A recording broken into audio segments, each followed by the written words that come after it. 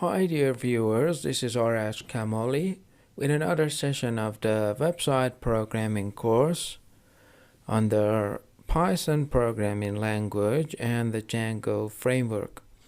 A very warm welcome from me. If you remember well, in the previous session we added an authentication part so that if the user had not logged, the user will not be shown to the panel and he will face an error. Alright? In these parts of our teaching, we are going to do the same for the view. We set a code in the view so that if the user had not logged in, he will be redirected to the login section of our site, to the login page. So before anything else, I need to make the login page. In a main app for logging in, I make a function. Alright, what's important is that we cannot use words such as login, register, and etc. because these are the keywords in Django and they will interfere with our coding, and so consequently we would run into problems if we use such words. That is why we make this function with the name myLogin, okay, and of the type request. Okay, and then we say, for instance, return render a request. To which page should it be sent? Yep, to the front folder or the front page, front login.html. Okay, that's right, that's our login. That HTML, I need to make the page. Inside it I write login page. Yep, I made this function. I need to define the URL. We make a copy out of one of these here, and I say login. And now to which function should it get connected? To the view cannot be read, it doesn't find it. It should be connected to this, it doesn't find it. To my underline login. Okay, and save. Now I test the login. Okay, and let's see. Alright, it tells me my login does not exist. Probably there is something wrong with the name my login. Let's remove the on the line here from the code. Let's see if the problem is resolved. Okay, I remove these and let's see again. We don't have any login over here. Let's see. Alright, let's stop the server once. Here it needs to be my login, and I need to remove the underline here and run the server again, and it tells me my login does not exist. Alright, yeah, now I have written it in the news URL. I should have written it in the URL of my main app, and that's where I have gone wrong, so I need to rectify that. Let's write it in the main app. Now we go to the main app, my login, and now the problem must be done for. Alright, it tells me front login.html does not exist. Let's check the front login.html. We have it here. Let's check for spelling mistakes. Yeah, there is one in front.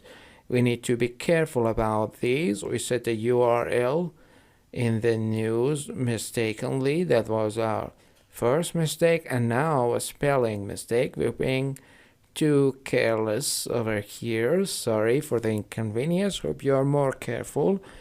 Yeah, now my page has been made. Now I want to replace the format that I had saved. Replace it with a login page that I have downloaded. Let's find the login page. This is the login page, and if I check it now, this is the login page. I want to use the same page for the login of my site. As I said, I've downloaded from the internet. There are other formats you can download. There is another model available here. Let's check this one out. This is another one, and this is another. Let's check to see which one looks more pretty. I feel like this one's better. I want to use this login format. So first I get the codes of this format. I copy them and then set them in login.html. Now if I check my login page, I will run into a problem. So we shouldn't forget that all the addresses need to become static here. Alright, the first step is I need to write over here load static. That's right, files. Okay, here it would be files. Yeah, login. Yep, we go down. These are saving icons, which are not necessary. The necessary parts are CSS, so that we would have the page shown to us, and then we can work on the details of it. We say static back. Yep, I copy this for all of them, and then I replace it with what?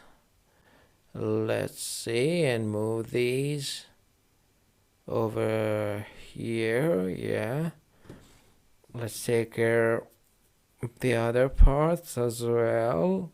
This one, yeah, needs to be removed. Yeah, and this one here as well needs to be moved. All right, now we need to take care of JavaScript codes over here as well. I need to write it here, a static back. That's right. Okay, I'll copy these for all of them, and let's see, let's copy it for the rest of the codes, and then replacing them in the address. Okay, let's do it for all the lines. That's right. Okay. All right, now let's check the page. Yep, it's what we want. There are some details that we can take care of course. There are always something to be done with the formats that we get from the internet. We can complete them so that we would have a better shape. These are the icons. Okay, I create these so that all the parts would become static. There shouldn't be any not found error on our page, so we try to get rid of all those not found messages by correcting the files over here. I replace these. Let's do it for all of them one by one. We go through the codes. I replace these. That's it. Okay, the app,